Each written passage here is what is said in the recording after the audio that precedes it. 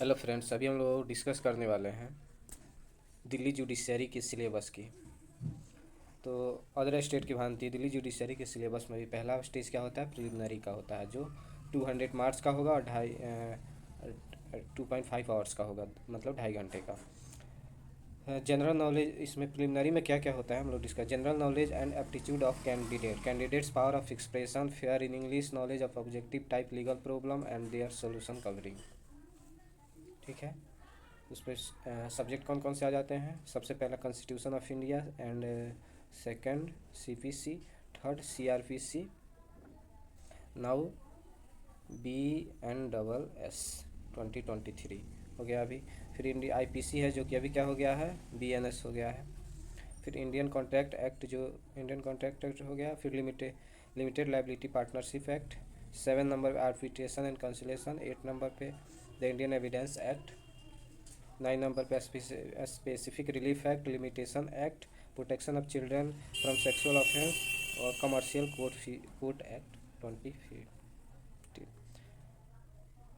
1/4 यानी 0.25 mark will be deducted for every wrong question. ठीक है, एक रॉन्ग क्वेश्चन के लिए आपके टोटल नंबर से 0.25 नंबर डिडक्ट कर लिए, मार्क्स डिडक्ट कर लिए जाएंगे। अभी हमारा प्री और अब रहा मेंस। मेंस का सिलेबस में the main examination shall include the following topics. पहला क्या है, general knowledge and language. This paper shall comprise of 2 sections. Section first,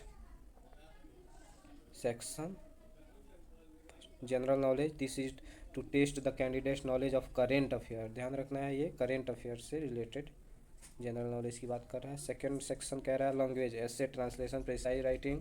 this is to test the candidates knowledge and power of expression in English. Credit will be given both for substance and expression. Conversely, deduction will be made for bad expression.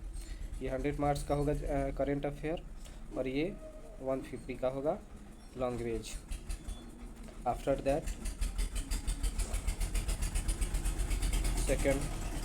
Second हो जाता है civil law.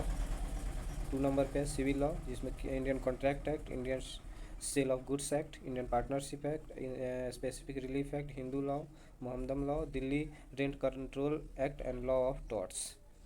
ये हमारा civil law first में। फिर civil law second में civil procedure code, law of evidence जो कि भारतीय साक्ष्य अधिनियम, नव भारतीय साक्ष्य अधिनियम हो गया है। फिर law of limitation and law of registration. 4th number पे हमारा है law of criminal law, criminal procedure, CrPC जो कि BNSS नाउ। फिर आईपीसी जो कि भारतीय न्याय संहिता भी हो गया। फिर इंडियन एविडेंस एक्ट जो BSA हो गया है अभी। तो ये हमारे टोटल पेपर हो गया। अब मेंस में क्वालिफाई करने के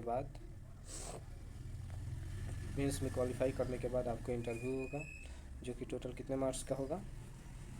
इंटरव्यू होगा जो कि आपका होगा 150 मार्क्स का। रिटन पेपर में 40% मार्क्स लाने के बाद ही आप क्या हो सकते हैं। कह रहा है only such candidate will be call for viva for who have obtained 40% marks in each written paper. प्रत्येक रिटन पेपर में कम से कम मिनिमम 40% मार्क्स होना चाहिए। 50% mark in the accept in the case of candidate belonging reserve category. Schedule caste other जो भी reserve category के हैं उनके लिए 35% की बात कर रहा है। तो ये रहा हमारा मेन एग्जामिनेशन। और प्री का सिलेबस हमारा ये रहा, प्री का सिलेबस,